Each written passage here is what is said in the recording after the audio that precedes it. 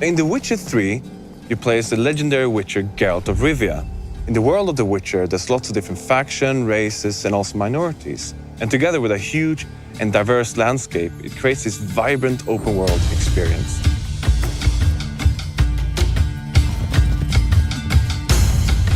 Witchers are outcasts. They're mutants, itinerant monster hunters who roam the world, hunting down and killing monsters, often for meager pay. Children destined to be witchers are taken from their parents and enter witcher schools.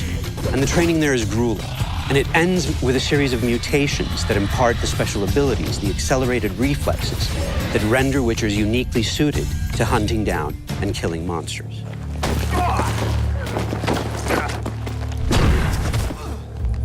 Geralt has never been just a monster slayer.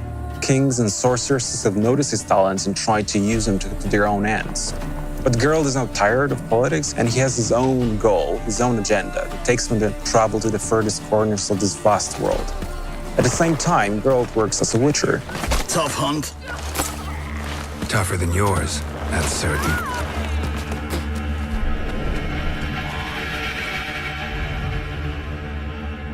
Monsters within the world are blend from legends: Norse, Western, Slavic. However, Slavic lore seems to be the most overriding. It's from Slavic lore that we drew the notion monsters are the equal participants of the ecosystem and not always pose a threat. Creatures are very much part of the landscape, just as humans and the other races, elves, dwarfs, and whatnot are. And that means that in The Witcher 3, adventure is always around the corner.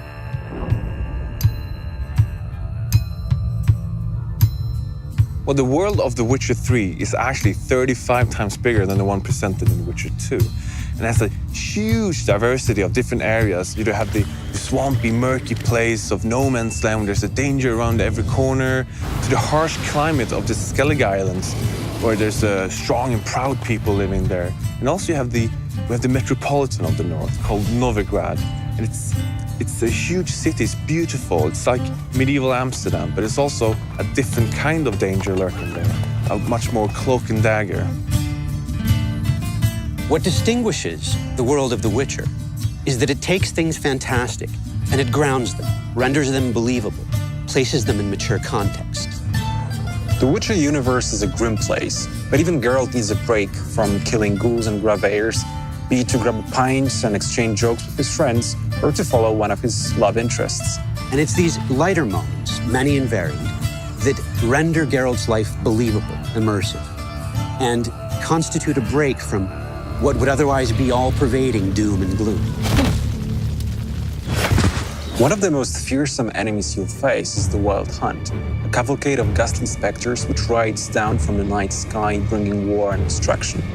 Based on European legends and folklore, the Wild Hunt is also an inherent part of the Witcher universe, so it's not just a random boss we pull out of a hat and place at the end of the corridor. In The Witcher 3, the Wild Hunt will take center stage and come right at you.